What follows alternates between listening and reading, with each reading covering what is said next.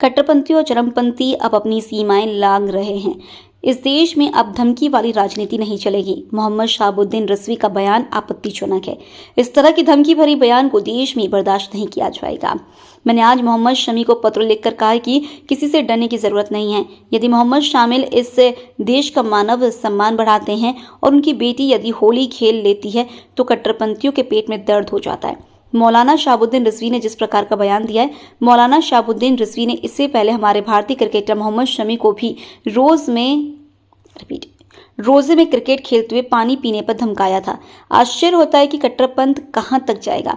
होली का त्योहार इस देश की संस्कृति से जुड़ा हुआ है। कोई भी व्यक्ति किसी की अभिव्यक्ति की आजादी पर रोक नहीं लगा सकता। कुरान और सभी वेदों में लिखा है कि सबसे पहले मातृभूमि व मातृवतन है। मौलाना शहाबुद्दीन रिजवी का इस तरह से धमकाना गलत और दुर्भाग्यपूर्ण भी है। मोहम्मद शमी और उनकी बेटी को ऐसे कट्टरपंथियों से डरने की जरूरत नहीं है। सरकार की तरफ से उन्हें पूरा संरक्षण दिया जाएगा। देश में इस तरह का कट्टरपंथ बनाना ठीक नहीं होगा। छोटी सी बच्ची को धमकाया जा रहा है। कहां गई वह प्रियंका गांधी जो कहती थी लड़की को छोटी सी बच्ची को धमकाया जा रहा है। कहां गई वह प्रियंका गांधी जो कहती थी लड़की हूं, लड़ सकती हूं।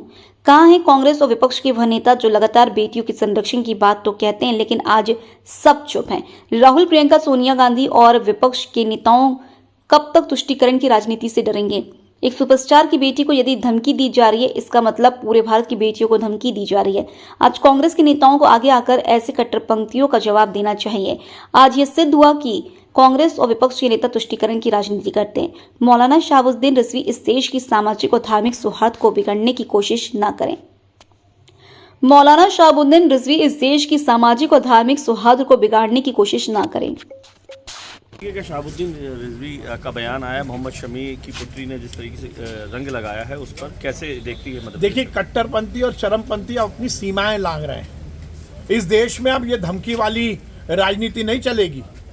पहले मोहम्मद शमी को धमकी देते हैं कि उन्होंने इस्लाम के खिलाफ जाकर रमज़ान में पानी पिया मैच के दौरान।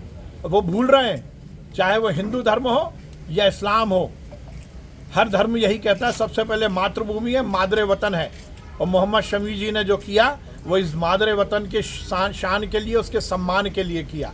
और अब यदि उनकी बेटी ने होली खेल ली तो सोशल मीडिया पर इस तरह से धमकाया जा रहा है। मोहम्मद शहाबुद्दीन रिजवी ने जिस प्रकार का बयान दिया है यह आपत्तिजनक भी है और खेदपूर्ण भी है। मैं उन्हें कहना चाहता हूं कि इस देश में इस तरह की धमकी वाली बयान नहीं चलेंगे। और मैंने आज पत्र लिखा है मोहम्मद शमी को कि कोई भी किसी भी तरह से डरने की और बचने की ज़रूरत नहीं है। यदि आपकी बेटी ने होली खेली तो इस देश की संस्कृति को याद रखते हुए खेली है।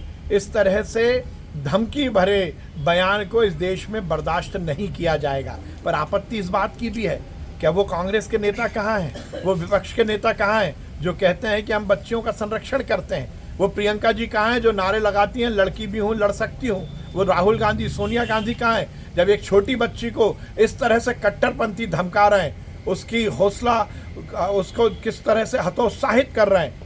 इस विषय में तो उनको आगे आना चाहिए ना। पर आज ये सिद्ध हुआ है कि कांग्रेस और विपक्ष के नेता केवल तुष्टीकरण की राजनीति करते हैं। इस देश में अब तुष्टीकरण की राजनीति, चरमपंथियों की राजनीति और कट्टरवादी राजनीति नहीं चलेगी।